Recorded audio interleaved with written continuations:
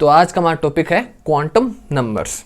ठीक है, इससे पहले अगर आपने एक टॉपिक पढ़ा हो कि क्वांटम मैकेनिक मॉडल क्या होता है एटम का, तो आपको उसके आगे का ये टॉपिक है। ठीक है, अब स्क्रॉडिंगर ने हमें जो एटॉमिक स्ट्रक्चर होता है, जो एटॉमिक मॉडल होता है, उसके बारे में थोड़ी सी डिटेलिंग बताई। कुछ वेव फंक्शन ऐड किया, एक वेव फंक्शन, ठीक है, एक वेव फंक्शन जैसे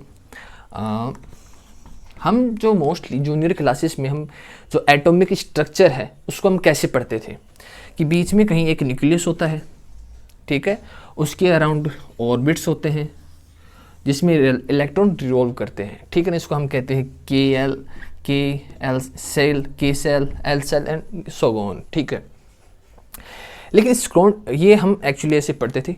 स्क्रॉडिंगर आए, एक साइंटिस्ट स्क्रॉडिंगर, जिसने जो एटॉमिक जो स्ट्रक्चर है क्वांटम लेवल पे, मतलब क्वांटम मैकेनिक्स का जो मतलब अच्छी तरह से डिस्कस किया या समझाया, एक्सप्लेन किया। तो इन्होंने बताया कि भाई ऐसा ज़रूरी नहीं है कि इलेक्ट्रॉन ऐसे स्पेरिकल ऑर्बिट्स में रिवॉल्व करे अराउंड न्यूक्लियस। ठीक है, जो हम देखते हैं एक्चुअली ऐसा ना हो सकता है कि भाई इसकी साइज अलग हो, इसकी शेप अलग हो, ये अलग एक्सिस में रिवॉल्व करता हो, कुछ भी हो सकता है।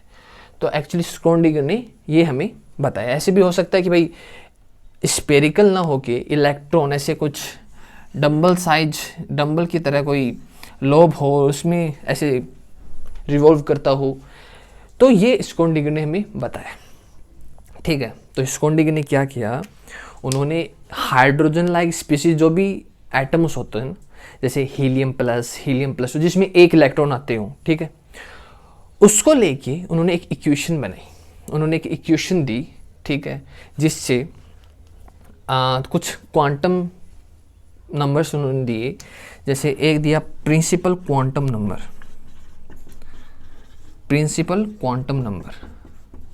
ठीक है, एक उन्होंने दिया एजीमुथल क्वांटम नंबर, और एक लास्ट होते मैग्नेटिक क्वांटम नंबर। तो उन्होंने देखो, सबसे पहले नोटिस करने वाली बात क्या है कि अब जैसे हम जो एटम स्ट्रक्चर एक्चुअली ऐसे पढ़ते थे, एक्चुअली ऐसा है नहीं।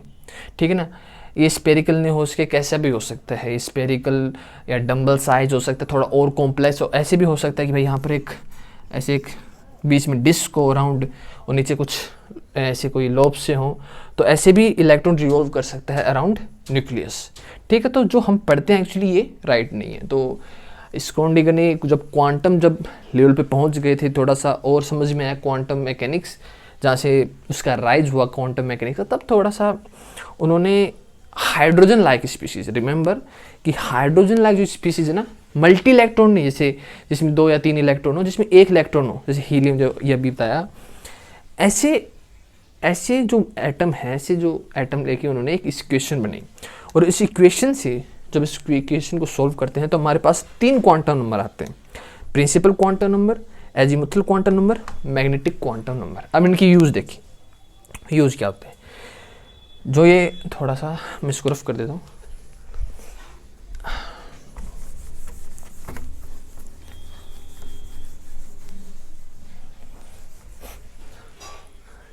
इनके यूज़ देखते हैं।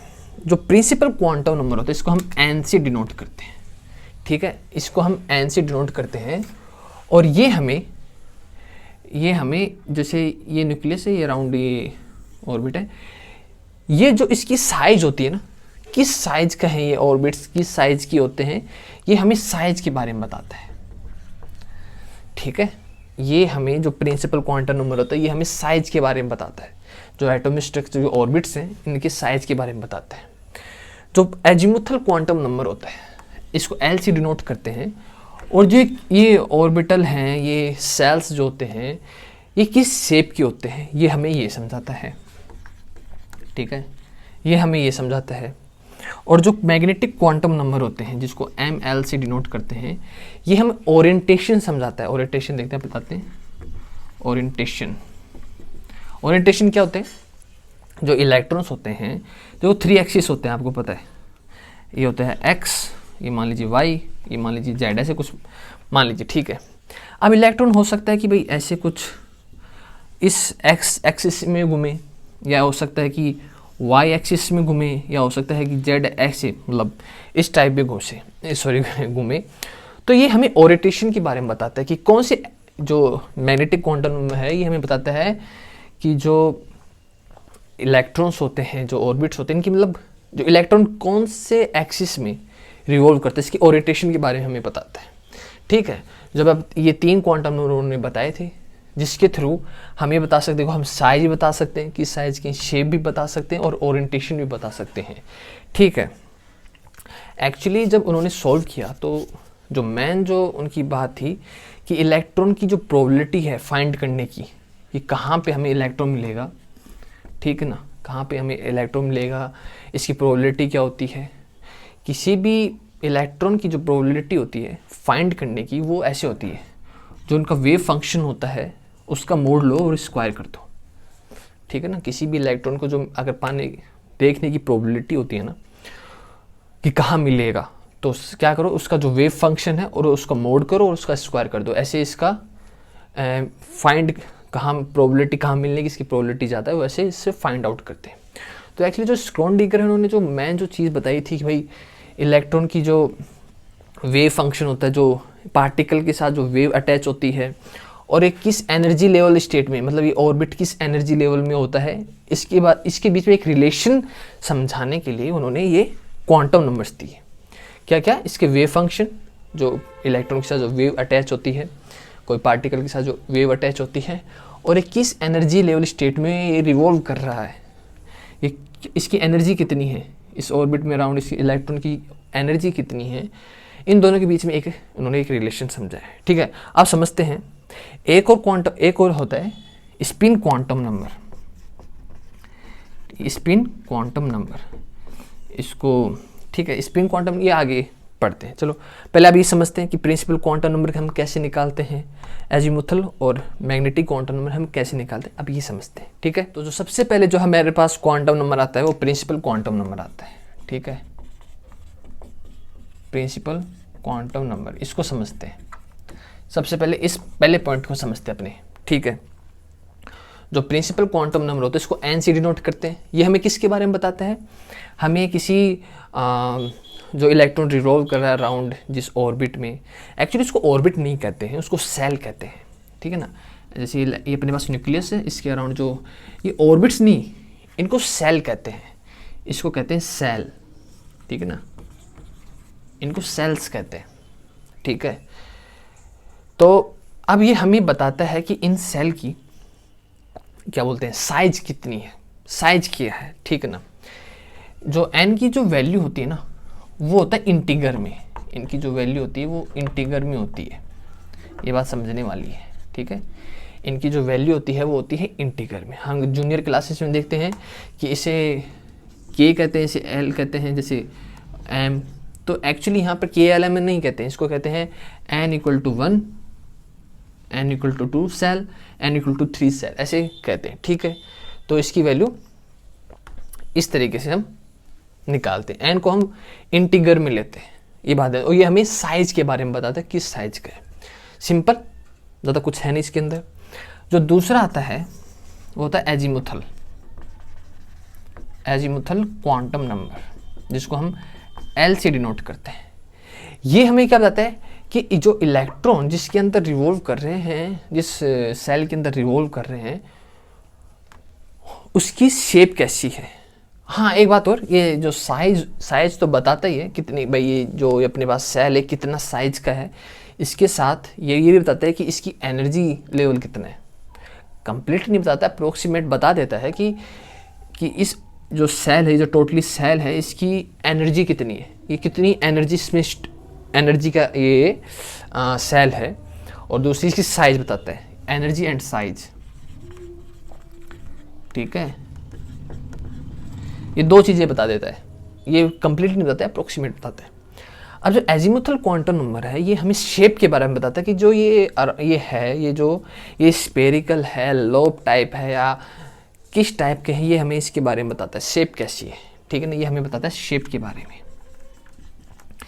इसको क्वांटम एंगुलर मोमेंटम भी इसको कहते हैं, कि क्वांटम एंगुलर मोमेंटम। देखो कोई भी चीज़ अगर कोई स्पेयर में या राउंड में रिवॉल्व कर रही है तो उसका कुछ एंगुलर मोमेंटम होता है, ठीक है ना। तो इसलिए हमें ये क्वांटम एंगुलर मोमेंटम ही बताता है। इस दुनिया में कोई भी चीज़, अगर आप एक व्हील देखो, एक बाइक का व्हील है, पहिया है, वो घूम रहा है, तो उसका एक एंगुलर मोमेंटम भी होता है। तो ये हमें एंगुलर मोमेंटम के बारे में बताता है, ठीक है, कि भाई क्या मोमेंटम, एंगुलर में क्या मोमेंटम उसका, ठीक है। तो हमें एक्चुअली इसकी शेप बताता है और इसकी वैल्यू आगे देखें क्या क्या शेप हो सकती है इसकी, ठीक है ना। इसकी वैल्यू क्या हो सकती है, एल की होती है 0 to n-1। ये इस शेप में हमें बताता है 0 to n-1। अब देखो शेप कैसे कैसे हो सकती है। शेप होती है भाई, स्पेयर भी हो सकता है, हम देखो पहले डिस्कस किया था। ऐसे लोब या डंबल साइज भी हो सकता है। ऐसे भी हो सकता है कि बीच में कहीं डिस्क टाइप से ऐसे हो, दोनों तरफ लोब हो, बीच में कहीं डिस्क हो। तो ठीक है, ऐसे बहुत ही आगे जाते जाओगे वैसे वैसे इतना कॉम्प्लेक्स होता जाएगा, बहुत ही कॉम्प्लेक्स डिज़ाइन में आता जाएगा ये, ठीक है। तो ये अलग अलग शेप हो सकती है, स्पेयर भी हो सकता है, लोब भी हो सकता है, ऐसे बीच में डिस्क राउंड भी हो सकता है, या ओनली दो ये बड़ी ऐसे भी हो सकता है। तो ये थोड़ा कॉम्प्लेक्स होता जाएगा, ठीक है। हम थोड़ा इजी बात कर लेते हैं, ज़्यादा कॉम्प्लेक्स की क्या बात करनी। अब थोड़ा इसको समझने के लिए हम इसकी एक वैल्यू पुट करके देखते हैं कि भाई क्या वैल्यू आती है इसकी, ठीक है।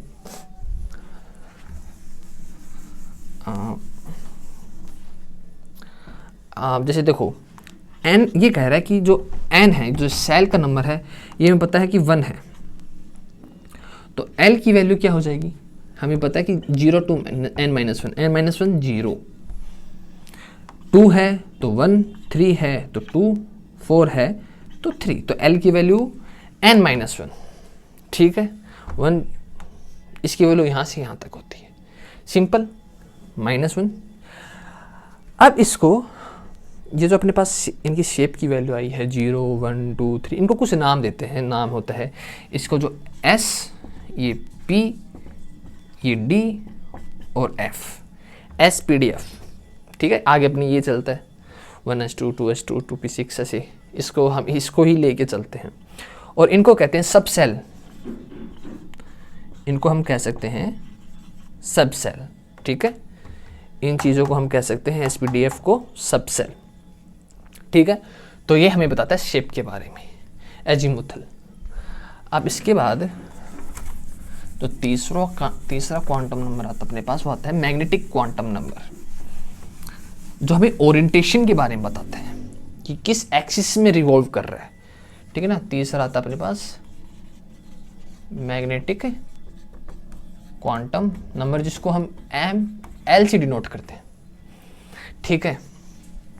ये हमें ओरिएंटेशन के बारे में बताते हैं, ये हमें ओरिएंटेशन के बारे में बताता है कि भाई जो इलेक्ट्रॉन है वो कौन से एक्सिस में, तीन एक्सिस होते हैं, X, Y, Z, ये कौन से एक्सिस में रिवॉल्व कर रहे हैं।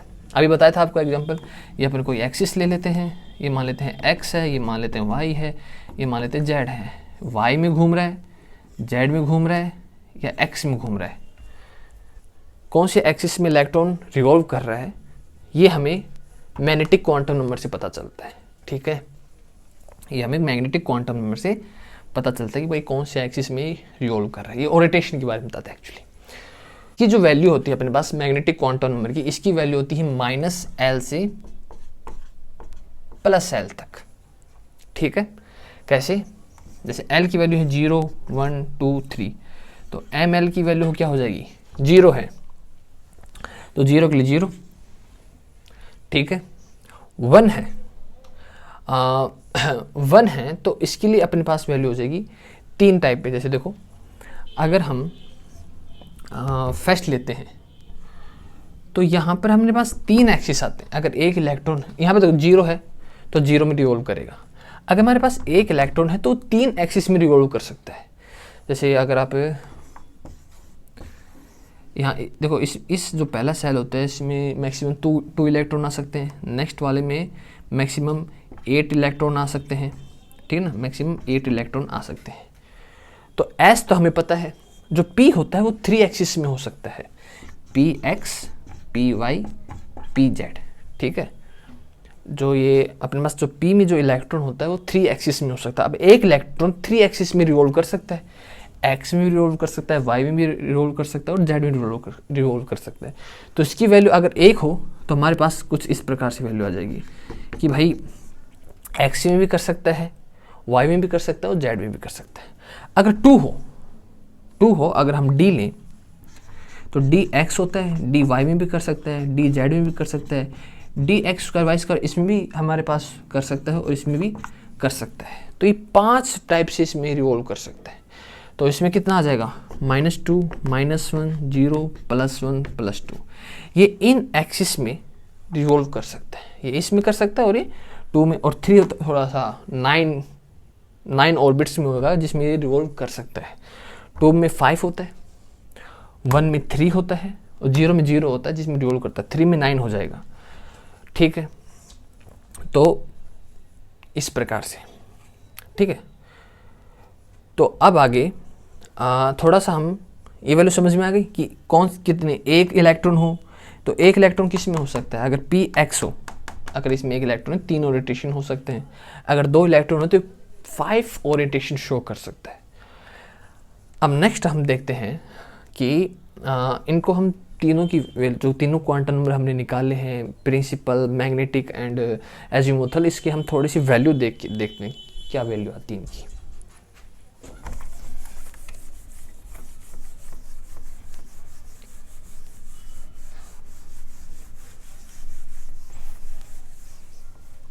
अब तीनों वैल्यू को सम अप करके देखते हैं। ठीक है, principal quantum number, azimuthal quantum number और मैग्नेटिक क्वांटम नंबर को, इन तीनों को हम एक साथ लेके देखते हैं कि क्या वैल्यू आती है हमारे पास, क्या मतलब टोटल वैल्यू क्या आती है।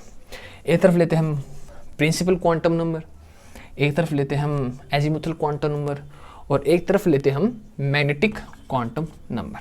ठीक है, इसको समझते हैं। एन की वैल्यू देखो यहाँ पर बढ़ा देता हूँ थोड़ा सा।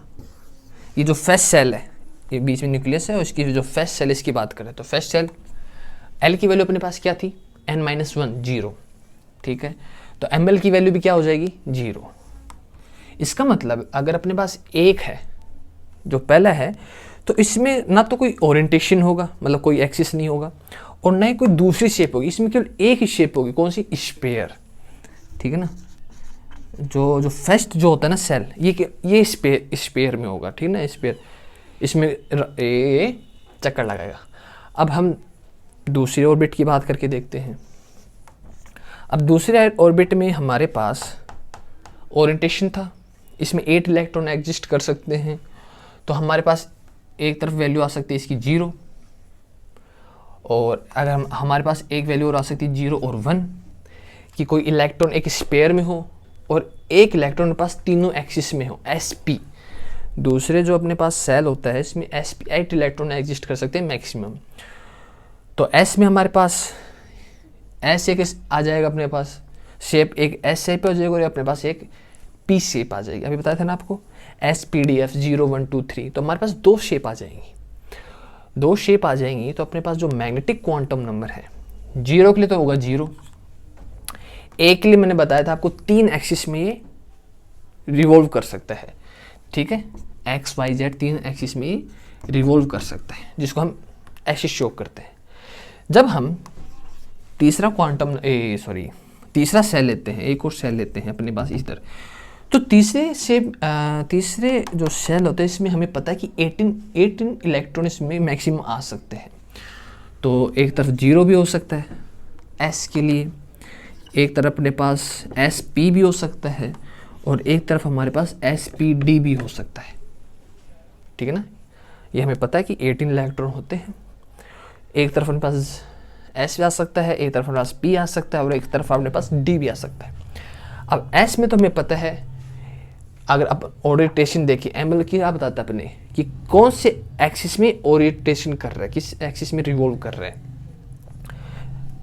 S के लिए केवल एक ही शेप में रिवॉल्व करता है, स्फीयर, और जिसमें कोई एक्सिस नहीं होता है। ठीक है, तो 0, इसमें ये 0 और 1 दोनों आ रहे हैं। ठीक है ना, तो 1 के लिए ये 3, अगर एक इलेक्ट्रॉन है तो ये 3 px py pz 3 एक्सिस में ये ओरिएंटेशन कर सकता है। तो क्या होता है -1 0 +1। वहीं हम तीसरे सेल की बात करें तो इसमें एक डी और आता है, ठीक है। तो ये dx dy dz dx² y² and dz², 5 axis में ओरिएंटेशन कर सकता है। जब हमने बताया था -2 -1 0 +1 +2, ये 5 एक्सिस में ओरिएंटेशन कर सकता है, ठीक है। देखो, और इसके बाद क्या आता है f, मतलब इसमें कितने इलेक्ट्रॉन आते हैं 36 समथिंग अराउंड, फिर 54 आते हैं, ठीक है। तो ऐसे अब इसमें देखो एक लॉजिक देखते हैं। जो अपने पास फर्स्ट सेल है इसमें ये ऑर्बिटल्स हैं, एक्चुअली ये ऑर्बिटल्स है अपने पास, ठीक है ना। ऐसे जो आपने डी एक्स ऐसे बना लिया, डी एक्स में मैक्सिमम डी ऑर्बिटल में मैक्सिमम आ सकते हैं 10 इलेक्ट्रॉन्स, ठीक है। तो ये होते हैं ऑर्बिटल, ये होते हैं सेल, ठीक है। एस पी डी एफ होते हैं सब सेल, और जो इसके अंदर डी में 5 ऑर्बिटल होते हैं, ऐसे ये होते हैं ऑर्बिटल। ये 2 इलेक्ट्रॉन है ऑर्बिटल के अंदर, डी के अंदर 5 ऑर्बिटल, पी के अंदर लेंगे तो 3 ऑर्बिटल होते हैं, और एस के अंदर लेंगे तो उसमें 1 ऑर्बिटल होता है। ये होते हैं ऑर्बिटल 1 2 3 4 5, 1 2 3 पी में होता है, एफ में 7 होते हैं, एफ में, ठीक है। आगे नहीं लिया, आगे थोड़ा कॉम्प्लेक्स है, ठीक है। अब थोड़ा सा हम बता सकते हैं कि अगर हमें सेल का नंबर पता हो, ये सेल का नंबर हमें पता हो, तो हम कितने ऑर्बिटल उसमें मैक्सिमम आ सकते हैं वो हम बता सकते हैं। यहाँ देखो फर्स्ट है, अगर इसका हम स्क्वायर करते हैं तो अपने पास 1 आएगा। ए के अपने पास ऑर्बिटल है, 2 है, 2 का स्क्वायर करते आते हैं 4। ध्यान से देखो, इसमें 4 ऑर्बिटल हमें मिल रहे हैं, 0 -1 0 px py pz and p0, ठीक है, सॉरी s। 3 में देखते हैं, 3 में हमें कितने ऑर्बिटल मिल रहे हैं 1 2 3 4 5 6 7 8 9, 3 का स्क्वायर करेंगे कितना का 9। तो अगर हमें सेल का नंबर पता हो कि 1 2 3 4 5, उसका स्क्वायर कर लो, उतने ऑर्बिटल हमें मिलते हैं उसके अंदर, उस सेल के अंदर हमें उतने ऑर्बिटल मिलेंगे। ऑर्बिटल ये होते हैं, ये होता है डी का, ये होता है पी का, ये होता है एस का, एफ का होता है 7, 2 कर लो, और एक ऑर्बिटल में आते हैं 2 इलेक्ट्रॉन, ठीक है। तो आई थिंक आपके ये क्लियर हो गया होगा कि एक्चुअली क्वांटम नंबर को कैसे अरेंज किया। ये हमें बताता है साइज के बारे में, ये बताता है हमें शेप के बारे में, ये बताता है हमें जो ओरिएंटेशन होता है किस एक्सिस में रिवॉल्व कर रहा है वो बताता है। आगे भी है 4 5, लेकिन थोड़ा सा कॉम्प्लेक्स है, उनकी शेप बहुत ज़्यादा कॉम्प्लेक्स है, तो वो यहाँ नहीं बता सकते। बस आप बेसिक समझ जाओ, आगे से ऐसे ही चलता जाएगा ये, ठीक है। अब एक और जो चीज़ आती है इसमें, वो आता है स्पिन क्वांटम नंबर। वो और देख लेते हैं एक बार कि वो क्या होता है। वैसे तो 3 क्वांटम नंबर ही बताए थे स्क्रोडिंगर ने, लेकिन आगे जाके एक क्वांटम नंबर और साइंटिस्टों ने बताया कि स्पिन क्वांटम नंबर क्या होता है, ठीक है। स्पिन क्वांटम नंबर, इसको हम MS से डिनोट करते हैं। पूरी बात क्लियर हो गई, साइज शेप ओरिएंटेशन। अब मैंने बताया था एक ऑर्बिटल, जैसे S के अंदर मान लो एक ऑर्बिटल, P के अंदर 3 ऑर्बिटल, और D के अंदर 5 ऑर्बिटल, F के अंदर होते हैं 7 ऑर्बिटल, कितने 1 2 3 4 5 6 एंड 7। ये F होता है, ये D होता है, ये P होता है, और ये S होता है। रिमेंबर, S हमेशा हमें स्पेयर मिलेगा।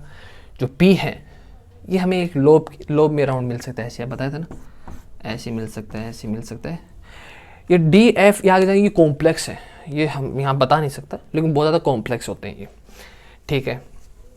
अब एक के अंदर 2 इलेक्ट्रॉन आ सकते हैं, मैक्सिमम 2 इलेक्ट्रॉन आ सकते हैं, ठीक है ना। एक ऑर्बिटल के अंदर 2 इलेक्ट्रॉन आ सकते हैं। तो स्पिन क्वांटम नंबर क्या बताता है कि अगर एक इलेक्ट्रॉन अपवर्ड्स, मतलब ऊपर की साइड अगर स्पिन कर रहा हो, मतलब ठीक है, अगर मान लो अगर एक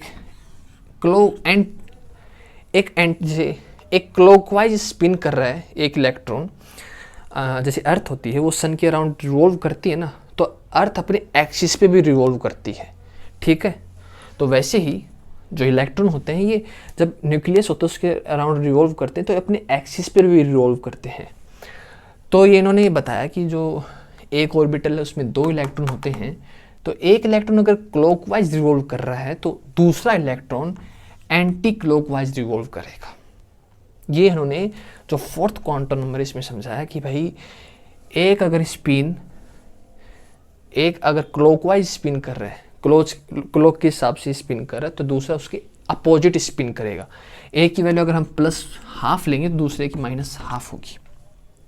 ठीक है, तो बस ये स्पिन क्वांटम नंबर होता है कि जो दोनों क्वांटम नंबर, अगर दोनों इलेक्ट्रॉन देखें तो वो सेम स्पिन नहीं कर सकते। इसका वैसे एक्चुअली कोई प्रूफ है नहीं, उन्होंने केवल अजम्पशन लिया कि हाँ, कि कोई प्रूफ नहीं किया इसको एक्चुअली, इसको बस थ्योरी बेसिस पे इसको बताया कि भाई हाँ ये दोनों एक दूसरे के अपोजिट स्पिन करते हैं, एक अगर क्लॉकवाइज करेगा तो दूसरी एंटी क्लॉकवाइज करेगा। बस यही होता है स्पिन क्वांटम नंबर। अब किसी भी ऑर्बिटल में जो 2 इलेक्ट्रॉन होते हैं, ये देखो जैसे ये अपवर्ड्स स्पिन कर रहा है, इसका ये जो मार्क लगा रखा है ये इसका शो कर रहा है कि अपवर्ड्स स्पिन कर रहा है, और ये अगर ऐसे देखें तो ये डाउनवर्ड्स स्पिन करता है, एक अपवर्ड्स एक डाउनवर्ड्स, तो दोनों अपोजिट स्पिन करते हैं। तो ये 4 क्वांटम नंबर एक्चुअली पूरा प्रूफ कर देते हैं एक एटॉमिक स्ट्रक्चर की पूरे को डेफिनेशन उसकी बता देते हैं। ठीक है, तो ये जो 4 टॉपिक हैं, ये जो 4 क्वांटम नंबर है, ये टोटली क्लियरफाई कर देता है एक एटॉमिक स्ट्रक्चर को। ठीक है, एक बात और, जैसे अगर अपने पास N principal quantum, azimuthal, magnetic और स्पिन जो क्वांटम नंबर हैं, इसमें ये सेम एक इलेक्ट्रॉन ही ये है ना, सभी के लिए सेम नहीं हो सकते, सभी इलेक्ट्रॉन्स के लिए सेम नहीं हो सकते।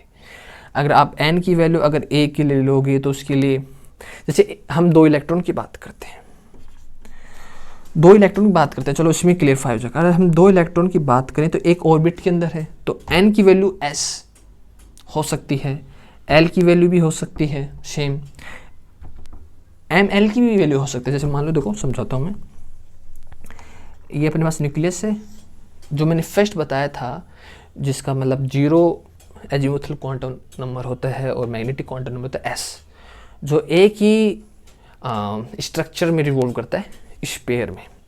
मान लो कि उसकी जो वैल्यू है n होती है 1, l की वैल्यू होती है 1, मतलब उसकी अगर हम n बात आता है हमें साइज, ये हमें बताता है शेप, ये हमें बताता है उसका मैग्नेटिक क्वांटम, ये सेम होता है। लेकिन अगर आप उसका स्पिन क्वांटम नंबर लो तो वो अपोजिट होता है। मतलब कहने का मतलब है कि पूरा जो एटम होता है उसमें जो इलेक्ट्रॉन्स होते हैं, दो इलेक्ट्रॉन सेम स्टेट में नहीं हो सकते, कुछ ना कुछ इसमें, क्या तो इसमें डिफरेंस आ जाएगा, क्या उसके मैग्नेटिक में डिफरेंस आ जाएगा। तो 2 इलेक्ट्रॉन कभी भी सेम स्टेट में नहीं हो सकते एक एटम के अंदर। ठीक है, ये बात इसमें क्लियरफाई होती है। ठीक है, तो ये टॉपिक यहाँ तक ही है, बहुत सिंपल है और ईजिली आई थिंक समझ में आ गया होगा कि इसमें क्या है। ठीक है ना, तो आई थिंक ये क्लियर होता है। इसके बाद देखते हैं कि नेक्स्ट टॉपिक हमारे पास क्या आता है। ठीक है।